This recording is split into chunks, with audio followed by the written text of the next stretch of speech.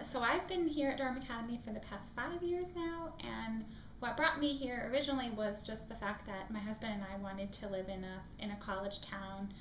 We had lived in Cambridge and Amherst, Massachusetts, and in Charlottesville, and we just really liked the idea of a small college town. Durham Academy specifically was appealing because once we knew we had narrowed down the areas we wanted to move to, I was really thinking about what's the best school in this area that I could be at, and it was pretty obvious immediately. And I knew DA because I used to do college admission, so 6 years of my life was spent doing college undergraduate admission, and I just knew the reputation that DA had, and I knew the students and the quality of the students and the faculty. So when I knew a position was open, it just became really clear that this is the one school I wanted to be at.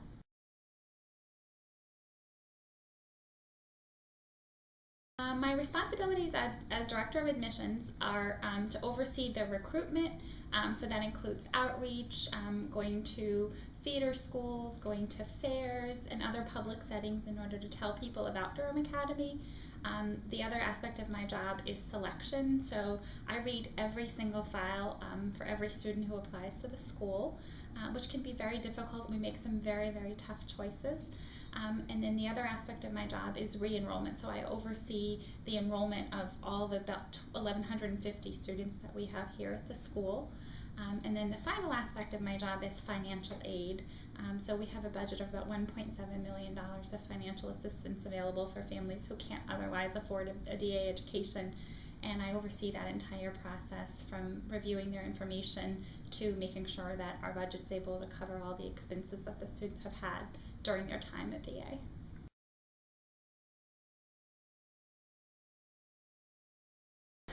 I became interested in working professionally in admissions sort of by chance. So I attended, my undergraduate experience was at Smith College, and I was only able to go to a private school and to attend Smith because I was a scholarship student.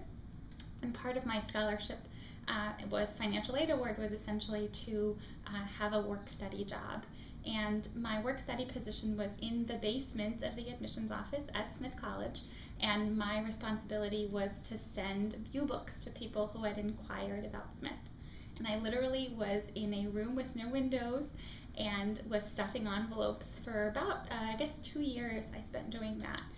And I was so intrigued by the people who worked upstairs from me. Those are the people who had the professional level jobs, and in many ways were even above me, if you will, in the sense that they got to interview students and they got to meet them and talk to their families and then ultimately select them.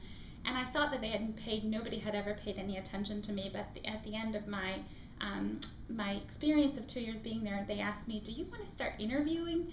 And so I was really flattered that they offered me that opportunity, and I started interviewing students, and then I started really becoming involved in admission.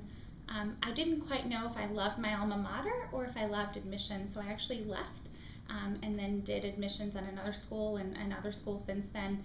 And I've realized that this is exactly what I love. I've been doing this now for 14 years, and I feel like I have the best job at the school and the best job I could probably imagine ever having.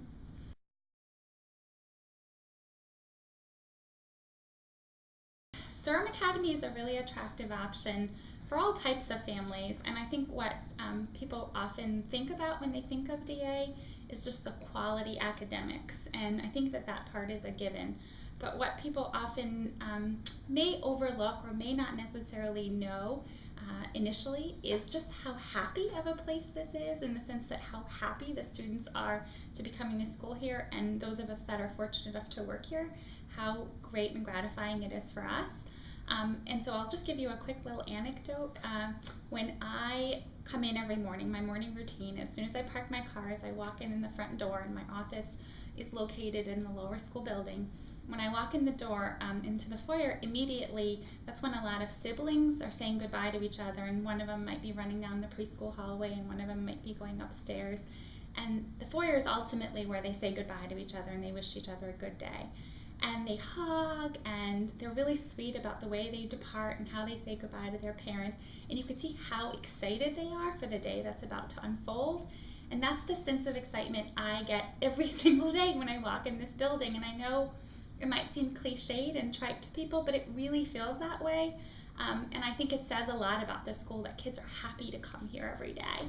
And as faculty, you know, when you walk into Sarah Perry's classroom, or you walk into Debbie Suggs' classroom, and this is probably the 20th or 25th time they've taught something, they still have that same energy and excitement about teaching it.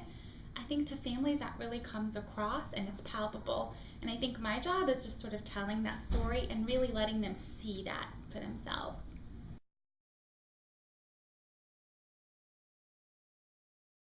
So I've been really lucky that I've gotten to travel probably to several dozen countries, thanks to admissions work that I've done, as well as just the opportunities that I have over the summer in my own vacation time. My favorite place that I've ever traveled is Turkey, and the reason I chose Turkey, and it was pretty easy, is because it's the perfect intersection of being a Muslim culture, and I'm originally from Afghanistan. I grew up in a Muslim household, and so I feel like that's definitely a part of me and my upbringing, but at the same time I was raised in the United States, and so the perfect intersection of Islam and modernism, and that's something that really spoke to me for every time I've actually ever traveled to Turkey, and I've been there more than once. Everything from the food to the culture just resonates with me and my own upbringing, but it's also just a really exciting time to be there in the sense of what's going on, you know, politically in terms of the world, and economically, and where they see themselves as a country and sort of their identity as Turkish people. I was really lucky because I got a chance, I guess about 3 years ago, to go to Turkey as part of a summer grant opportunity, and got to travel there with a group of North Carolina educators.